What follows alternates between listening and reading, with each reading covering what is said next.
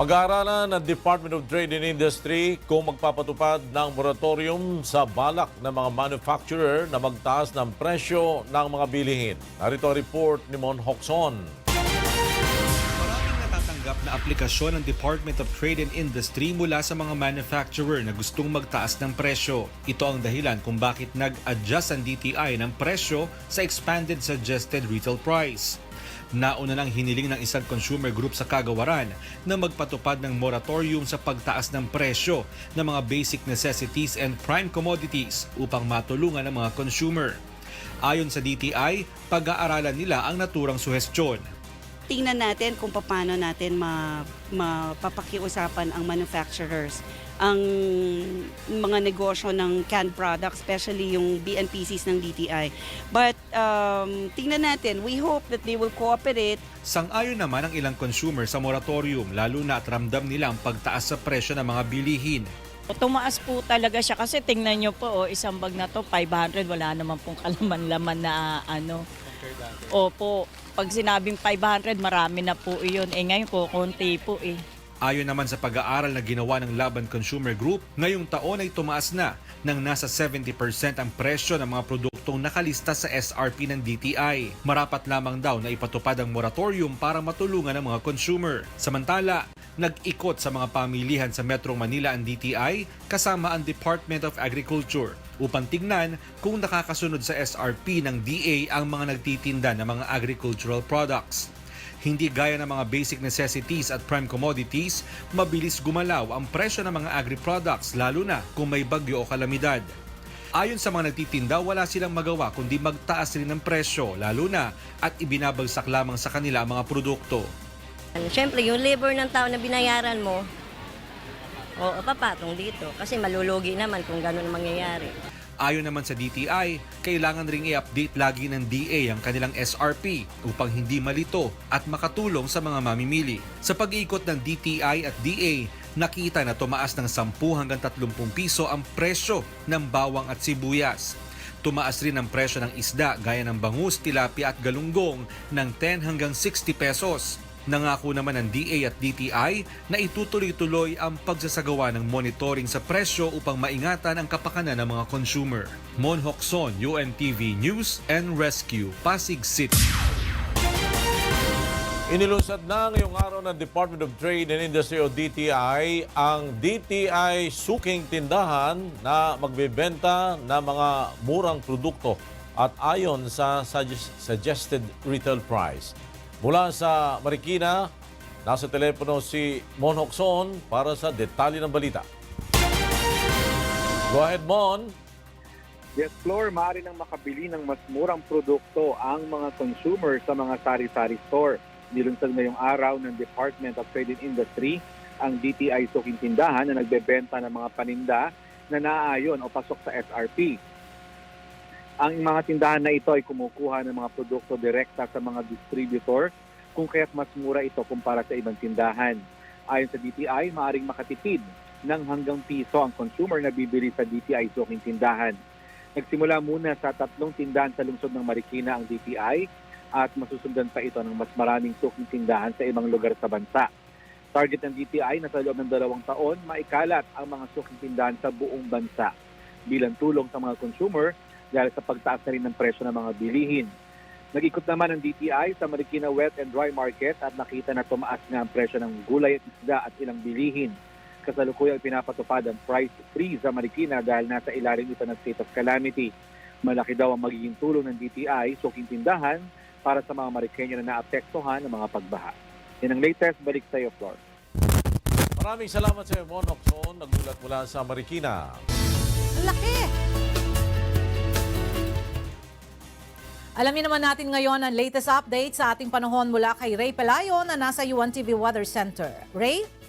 Yes, Ella, sa ngayon ay mas bawas na yung mga pag-ulang maranasan nating mga kasambahay dahil medyo humina itong epekto ng habagat o yung southwest monsoon. Ngayon ay concentrated ito sa may western section ng Luzon, lalo na dito sa may northern part, yung kung tingnan natin yung radar ng pag-asa, na monitor ng radar ng pag-asa yung mga pag-ulan dito sa may area ng Cordillera Administrative Region, kasama na itong area ng Ilocos Region at yung Babuyan Group of Islands kasama ng area ng Batanes. Ayon sa Pag-asa, hanggang bukas ay maaaring maranasan natin yung ganyang mga pag-ulan na mas marami nga dito sa may extreme northern Luzon. Ang Metro Manila, makakaranas pa rin tayo ng mga thunderstorms at lalo na pagdating ng hapon o kaya gabi, gayon din sa nalabing bahagi ng Luzon at sa Visayas at maging sa area ng Mindanao. Wala tayong low pressure area sa Philippine Area of Responsibility, subalit malakas yung ating mga habagat na nagdudulot na mataas na mga pag-alon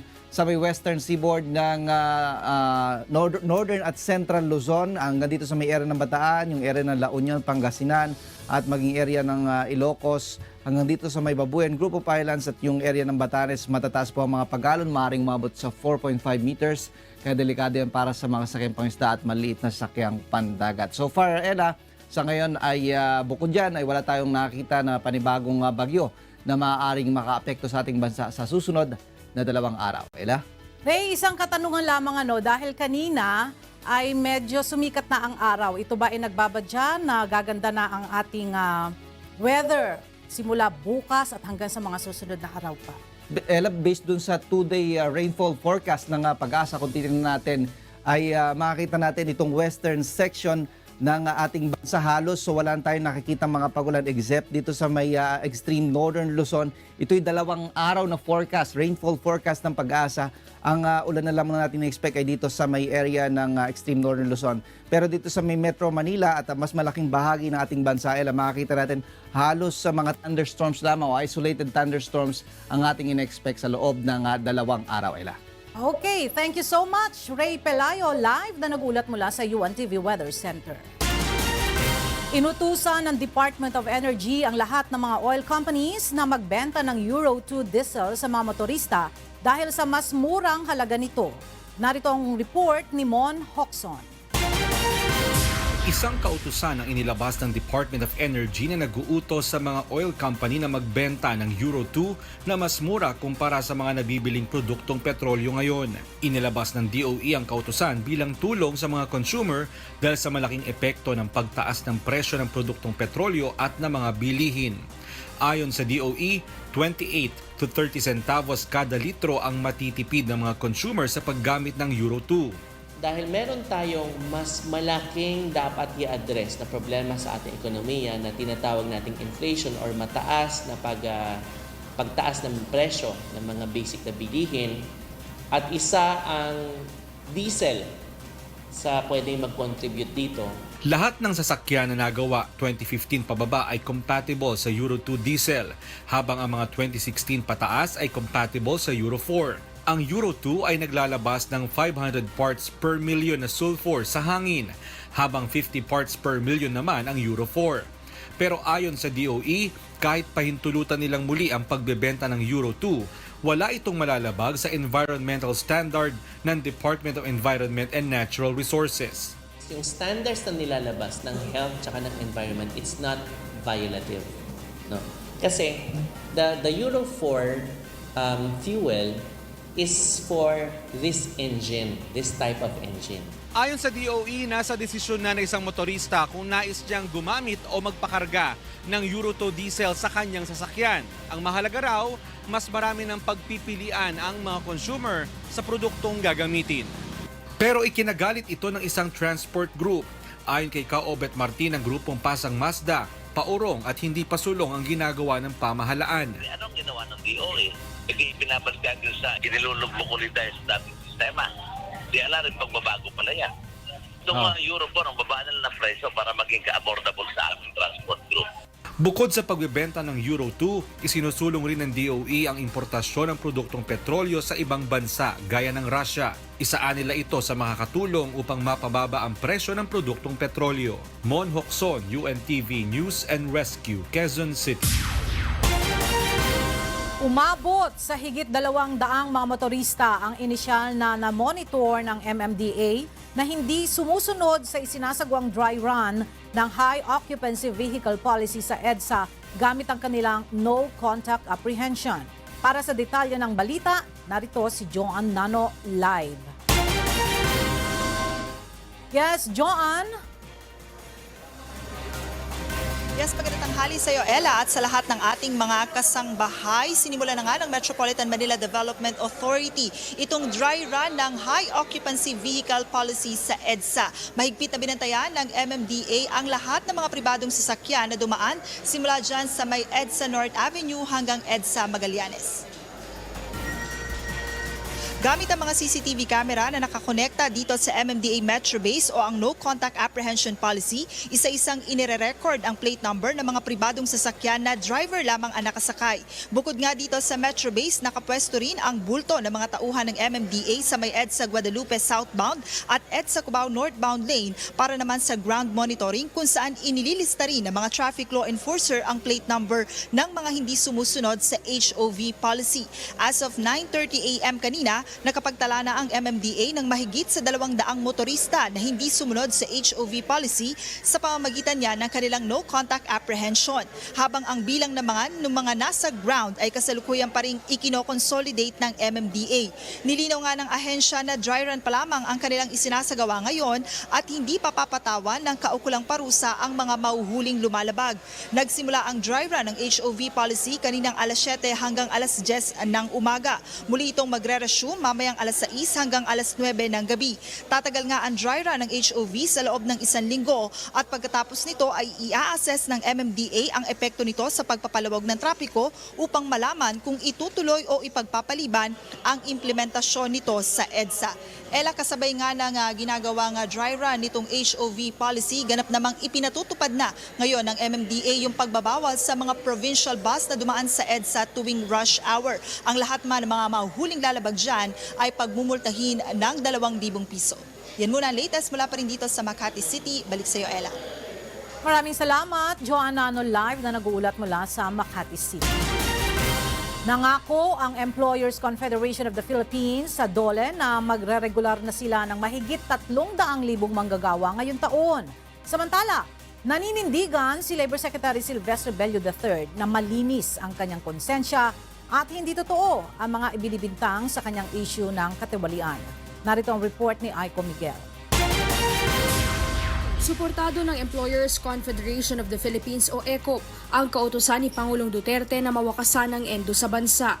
Ito ang ibinalita ni Labor Secretary Silvestre Bello III sa programang Get It Straight with Daniel Razon. Ayon kay Bello, nangako ang ECOP na marami sa sakop nilang business organizations ang magre-regular ng kanilang mga manggagawa. Isang kasunduan ang lalagdaan ng DOLE at ECOP upang kaagad na matupad ang pangakong regularisasyon bago matapos ang taon. Within this year, they will regularize about 300,000 contractuals. Okay. Sabi ko, pag ginawa nyo yan, I will give you meron kayong labor holiday ako. Okay. In other words, hindi ko kayo bibisitahin ng mga inspectors ko. But just give me yung 300,000 na irregular ninyo. Irregular nyo. Ang ECOP ang nagsisilbing umbrella organization ng mga business community sa bansa. Kabilang dito ang Hotel at Restaurant Association of the Philippines, Chinese Filipino Businessman at ang Philippine Chamber of Commerce and Industry. Miyembro din ng ECOP ang giant companies na SM Retail Incorporated at ang Jollibee Foods Corporation. Aminado naman ang kalihim na kulang ang kanilang 584 labor law compliance officers upang tapusin ang inspeksyon sa natitirang mahigit 800,000 pang business establishments. Simula ng atasan sila ng Pangulong Duterte na simulan ang inspeksyon noong Mayo, nasa 99,000 pa lang ang kanilang natatapos mula sa kabuuang 900,000 na mga establishmento. Hinihikayat ngayon ng DOLE ang mga manggagawang maging volunteer at sumailalim sa isang training upang makatulong sa kanilang inspeksyon habang wala pang pondong inaaprubahan ng Kongreso para sa pagkuha ng mga bagong labor law compliance officers. Ideally sana kung talagang mapagtibay namin yung aming pag-i-inspect, tama na sa akin muna ng at least 2,500. Additional. For a start. Yung mga nurse, sabi namin mag-apply kayo, we will deputize you of your training, and then kayo ang mag-inspect sa mga hospitals. Naninindigan naman si Labor Secretary Silvestre Bello III na malinis ang kanyang konsensya at hindi totoo ang mga ibinibintang sa kanyang issue ng korupsyon, extortion at paniningil sa mga OFW kapalit ng idol card. Aiko Miguel, UNTV News and Rescue, Quezon City. Go ahead, Leia. Magandang tanghali sa iyo, Flor. Determinado nga ang pamunuan ng Armed Forces of the Philippines na magpatupad ng malawakang reforma sa Health Services Command. Kaya humihingi ito ng isang buwan upang ayusin ang sistema at gawing premier health service provider sa buong bansa ang Viluna Medical Center. Bukod sa pagpapalit ng liderato ng health services, inatasan din ni General Galvez ang logistics staff ng AFP at ang Finance Management Office na bantayan ang procurement ng AFP Health Services Command. Sinabi ni Arevalo na bagamat maliit ang 1.4 million pisong anomalya sa pagbili ng gamit, ay hindi ito kitanggap-tanggap sa liderato ng Sandatahang Lakas ng Pilipinas. Nauna nang itinalaga ni General Galvez, si bagong commander ng Health Service Brigadier General Augusto de Villa, ang General Surgeon ng Viluna. Pinalitan ni de Villa ang dating Health Services Commander na si Brigadier General Edwin Leo Torrella Vega na inalis sa pwesto dahil sa command responsibility kasunod ng pagkakabunyag ng anomalya sa pagbili ng mga gamot sa Viluna Hospital. Balik sa iyo, Flor. Maraming salamat sa iyo, Lea Ilaga, nagulat mula sa Camp Crame. Inimbestigahan na ng Senado ang controversial na advertisement deal ng Department of Tourism sa Bitag Media Unlimited. Lumalabas sa pagdinig na umabot sa 75 million pesos ang kinita ng Bitag sa nasabing kontrata. Narito ang report ni JL Asayo. Umabot sa 114 million pesos ang umano'y halaga ng kontrata ng advertisement placement ng Department of Tourism sa Bitag Media at PTV4. Ito ang lumalabas sa isinagawang pagdinig kahapon sa Senado sa naturang usapin.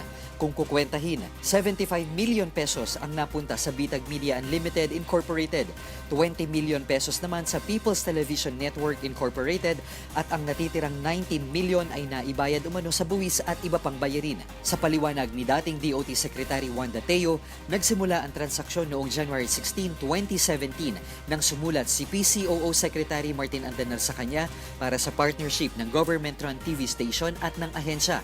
Para isa formal ang partnership, February 2017, nagbigay ng proposal ang presidente at general manager ng PTV4 na si Dino Antonio Apolonio sa opisina ni Teo.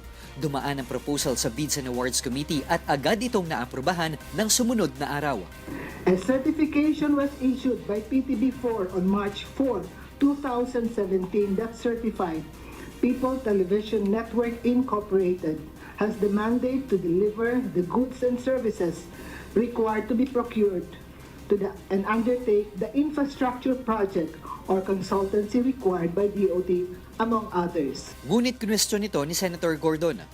Bibigyan nyo pa sa black timer, kaya nyo palang kumuha ng kontrata sa PTV, sa DOT, sana napunta na lahat sa pangangailangan ng Channel 4. Dito na rin naungkat ang isyu ng conspiracy sa pagitan ng PTV4 at Bitag Media, gayon din ang conflict of interest sa pagitan naman ni Teo at Ben Tulfo, ang may-ari ng Bitag Media. Iginiit naman ni Senator Antonio Trillanes IV ang partisipasyon ni Erwin Tulfo sa isyu dahil kapatid umano ito ni Ben Tulfo. Hindi naman naiwasan na magkainitan sa pagitan ng dalawa. Hindi ko kasi kami mahilig gumawa-gawa ng mga kwento, Mr. Chair. Ay, nako. Alam niyo, po yung gumagawa-gawa ng alam niyo dun sa radio program ninyo. Mr. Chair, di ba? Alam niyo dun sa radio program ninyo. Again, I admonish everyone here.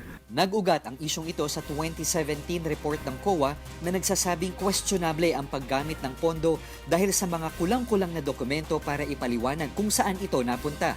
Pero sa paglilinaw ni Ben Tulfo, so kami raw na bayaran PTV pero hinahanap yung kontrata at yung certificate of performance. Meron po kami yan. Kahit na isauli pa ang pera para kay Gordon, malinaw na may dapat pa ring managot. Liability on the part of Wanda Tulfo, on the part of PTV4, on the part of all the other people, pero it goes down as it goes down. Ayon kay Senator Gordon, mula sa mga impormasyong nakuha kahapon, makakagawa na ng report at rekomendasyon ang komite tungkol sa issue. Pero hindi pa natatapos dito ang pag-iimbestiga dahil sa susunod na pagdinig, haharap pa rin si Wanda Teo tungkol naman sa issue ng duty-free shopping spree at haharap din ang dating Tourism Promotions Board, COO Cesar Montano tungkol naman sa issue ng buhay karinderya. JL Asayo, UNTV News and Rescue, Senate of the Philippines. Tinawag ni Budget Secretary Benjamin Diokno na Master of Reenacted Budget si House Speaker Gloria Arroyo. Mula sa Malacanang, nasa telepono si Rosalie Coz para sa detalye ng balita. Yes, Rosalie? Yes, magandang tanghali, Ella. 3 reenacted budgets ang nangyari sa halos 9 at kalahating taon na panunungkulan sa ilalim ng administrasyon ni dating Pangulo at ngayon House Speaker Gloria Macapagal Arroyo. Ayon kay Budget Secretary Benjamin Diokno, Master of Reenacted Budget si Arroyo. Dahil sa impasse sa Kongreso sa 2019 budget proposal ngayon ay pinangangambahan ang pagkakaroon ng reenacted budget sa susunod na taon. Subalit ayon kay Diokno, last resort na nila ang pagkakaroon ng reenacted budget at kung sakali mang mangyari ito, tiniyak na hindi magkakaroon ng pang-aabuso sa kapangyarihan ng executive sa paggastos ng mga savings sa pambansang pondo. Bukod dito, ipinahayag din ni Diokno na posibleng nais ng mga mambabatas ng mas mataas na pondo para sa susunod na taon dahil sa election year. Normal lang anya na magpa-impress ang mga kongresista sa kanilang mga constituents kaya gusto ng mas maraming proyekto. Balik sa iyo, Ella. Maraming salamat, Rosalie Coz, live na nagulat mula sa Malacanang. Sumala ngayong umaga sa Commission on Appointments si Commission on Elections Commissioner Marlon Casquejo. Mula sa Senado, nasa telepono si Nel Maribuhok para sa detalye ng balita. Yes, Nel? Ella, sumentro ang pagtatanong ng mga miyembro ng Commission on Appointments kay Commission on Elections Commissioner Marlon Casquejo sa ilang alegasyon ng irregularidad noong 2016 national elections. Inirekomenda ng Committee on Constitutional Commissions and Offices Chairperson Cynthia Villar ang hybrid elections upang magkaroon ng madaling verifikasyon sakaling may alegasyon ng dayaan sa eleksyon. Bukas naman si Casquejo sa panukalang ito. Sa kabila nito, ayon sa poll commissioner, nakikipagnegosasyon na sila ngayon sa Department of Information and Communications Technology upang mas lalong magkaroon ng transparency sa nangyayaring transmission ng boto mula sa precinct hanggang sa canvassing. One transmitting from the precinct level going to the canvassing level will be the BEI itself, the Board of Election itself, who transmit the result because of the presence of the digital signatures that was not implemented in 2016 elections, and now we are implementing it to answer those questions with regards to the other transmission or the early transmission allegations of the critics of the Commission on Elections. Wala naman tumayo na oppositor sa appointment ni Casquejo at tinabangan na lamang ang magiging desisyon ng BICAM body sa kapalaran ng itinalagang commissioner sa poll body. Yan muna ang ating update, Ella. Maraming salamat, Nel Maribuhok, live mula sa Senado. Naghahanda na ang Barangay de la Paz, Zabinyan, Laguna na humiling ng state of calamity bunsod ng epekto ng tubig baha sa kanilang lugar. Narito ang report ni Sherwin Kulubong. Abot bewang pa ang tubig baha sa Sitio Pulo at Sitio Kamatchile sa Barangay de la Paz sa Binyan, Laguna, bunsod ng mga pag-ulan na pinalakas pa ng habagat. Dahil dito, 7 pamilya pa rin ang nananatili sa evacuation center sa De La Paz kahit ilang araw nang tumigil ang mga pag-ulan. Ayon sa mga evacuees, mataas pa rin ang tubig sa kanilang mga bahay kaya ayaw pa nilang umuwi. Kasi wala ko kami matakbuhan talaga, kundi dito lang eh. Bukas na lang po kami. Uuwi na kami sa bahay-bahay namin. Eh, napakalalim pa ng tubig, lampas tao. Eh, mapaganda po ba yung aming kapaligiran po doon? Kasi, ano po talagang tambak po talaga ng tubig sa amin. Talagang alat po ng tubig sa amin po talaga ang daloy ng tubig. Ayun po talaga. Kaya kami po kahit po ayaw po namin dito, napipilitan po kami kasi gawa nang wala po talaga kayo mapupuntahan. Hanggang tuhod na baha naman ang nararanasan sa Sitio Almeda. Gumagamit na ng mga bangka ang ilang mga residente sa lugar bilang kanilang transportasyon. Ayon sa mga residente, tumatagal ng 3 hanggang 4 na buwan bago tuluyang humupa ang tubig baha sa kanilang lugar. Sana makapagpadala sila at itong magawa ng paraan na mawala yung tubig dito para hindi naman taon-taon nag-ano siya. Basta nag-uulan na, nag-i-stock na yung tubig niya. Naghahanda ng Barangay de la Paz upang humiling ng state of calamity sa munisipyo. magawa pa lang po kami ng sulat para po sana madeklara na state of calamity itong aming barangay. Gawa nga po ng hirap na po yung mga tao. Ang dami pong nagre-request sa amin ng mga tulay. Kulang na kulang po ang pondo ng barangay para po makapagbigay po kami ng ayuda. Umaasa ang mga residente sa Barangay de La Paz na masosolusyonan na ang taon-taong pagbaha na kanilang nararanasan sa kanilang barangay. Sherwin Kulubong, UNTV News and Rescue, Laguna. Umaabot sa 41 pamilya sa Candon, Ilocos Sur ang nawala ng tahanan dahil sa landslide, bunsod ng patuloy na pagulan na dulot ng hanging habagat. Narito ang report ni Toto Fabros. Pinag-aaralan na ng lokal na pamahalaan ng Ilocos Sur kung saan maaaring i-relocate ang naninirahan sa bulubunduking barangay ng Amged sa Candon, Ilocos Sur. Ito ay dahil sa tuloy-tuloy na paggalaw at pagguho ng lupa sa lugar na nagsimula pa noong Sabado. Lumambot nila ang lupa sanhi ng patuloy na pagbuhos ng ulan dahil sa insidente, 41 bahay na ang nasira. Kaya naman sa ngayon ay pansamantalang tumutuloy sa evacuation center sa plaza ng barangay ang 41 pamilyang apektado ng insidente. Nangyari na nung since 1976 lang, sir. Tapos ngayon pangalawa, pero hindi na gaano didigra noon. Dito sa bundok lang nangyari, pero wala dito sa kabayan namin. Mga iba, totally, mga iba, partially. Sabi ng DNR kahapon, sir, nung dumating ang DNR, unsafe na napatirahan ng lugar na yun. Kaya kung meron kaming makuhang tulong nasyonal, maganda yung relocation ng kanilang lahat.